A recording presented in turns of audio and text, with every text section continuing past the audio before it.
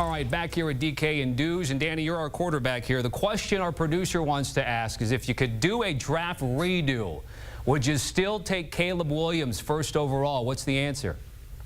Our producer, Noah, I got to give it to him because I know what he wants me to say. I wouldn't even draft Caleb Williams. He's been such a bust. Like, there's no way you could even touch him. I'm not going to fall for it, though. I'm not going to fall for it.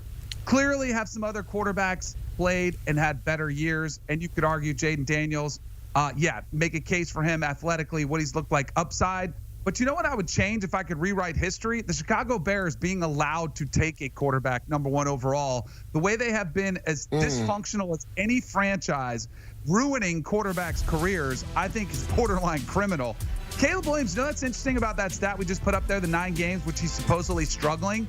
He still has 0 interceptions. Like, as bad as it's been and as bad a situation as he's been in, with a head coach being fired, with a coordinator that looks maybe not ready for prime time, with a defense that's been atrocious, he still has played pretty well considering the adversity that he's been faced.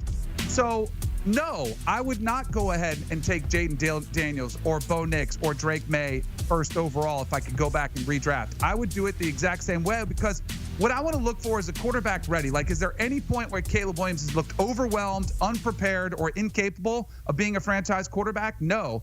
And if you put Caleb Williams in Denver with Sean Payton, or you put him in Washington with Cliff Kingsbury, I would say maybe we would be talking about him for Rookie of the Year as opposed to those two. So I don't have any problem with the year that Caleb Williams had. If I was still there, I would redraft him. I would take him #1 overall. Let me preface this by saying this before I give you my answer, Tommy and DK. The answer I'm about to give is not an indictment on Caleb Williams. But DK knows this. Our producer Noah knows this. Told me you know this. I had Jaden Daniels as my #1 guy coming into the draft. So from that standpoint, I would have taken Jaden Daniels #1 either way. And I'm not changing that answer today. I would have taken Jaden Daniels #1 overall. But Caleb Williams, when you talk about everything that you talked about, DK, yes, he hasn't thrown any interceptions over the last 9 games, but he's also held the ball entirely too long, and he's taken too many sacks and too many hits. The one thing I will say is I've loved how he's competed. Even though his offense has been maligned, his receivers have dropped balls. They've had a lack of a running game.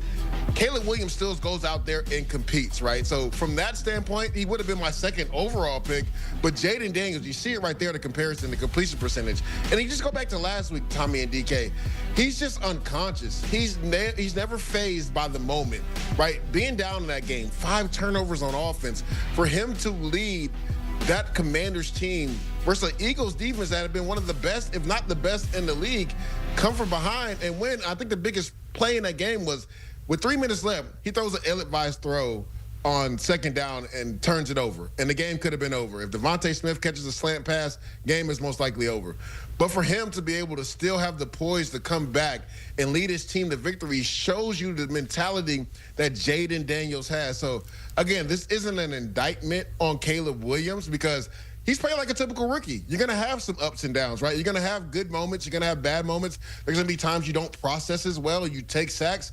But Jaden Daniels has been out of this world, and I saw that at LSU, and that's why I had him as my #1 quarterback on draft boards.